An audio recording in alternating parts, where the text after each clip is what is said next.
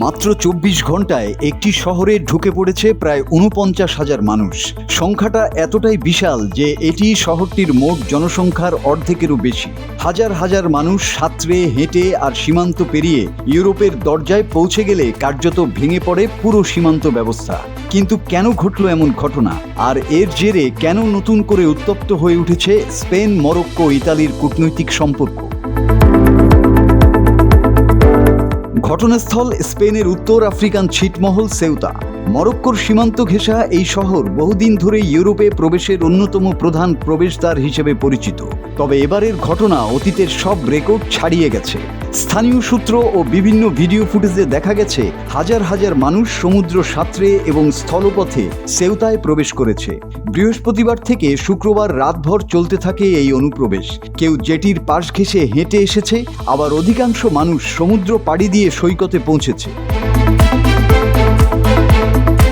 স্পেনীয় কর্মকর্তাদের ধারণা, মাত্র ২৪ ঘন্টায় প্রায় ৪৯,০০০ অভিবাসন প্রত্যাশী সেউতায় প্রবেশ করেছে।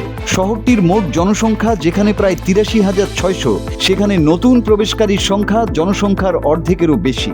এছাড়া প্রতিবেশী শহর মেলিলাতেও কয়েকশো মানুষ প্রবেশের খবর পাওয়া গেছে।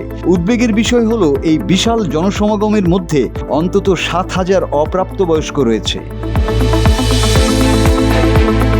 হঠাৎ এই ঢলে সীমান্ত পরিস্থিতি সম্পূর্ণ নিয়ন্ত্রণের বাইরে চলে যায়। স্থানীয় প্রশাসন মাদ্রিদের কাছে জরুরি সহায়তা চায়। পরে স্পেন সরকার সেউতা ও মেলিলায় সেনাবাহিনী মোতায়েন করে। এদিকে সাম্প্রতিক দিনগুলোতে সেউতায় পৌঁছানোর চেষ্টা করতে গিয়ে অন্তত ১৮ জনের মৃত্যুর খবরও পাওয়া গেছে।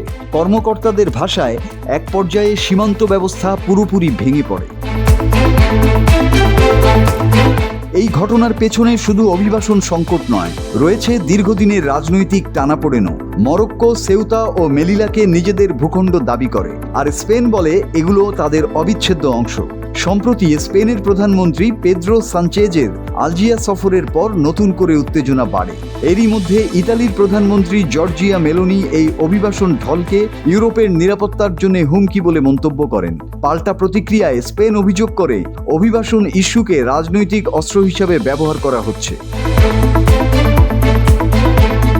এখন সবচেয়ে বড় প্রশ্ন, মরক্কো থেকে হঠাৎ কেন শুরু হলো এই বিশাল মানবস্রোত?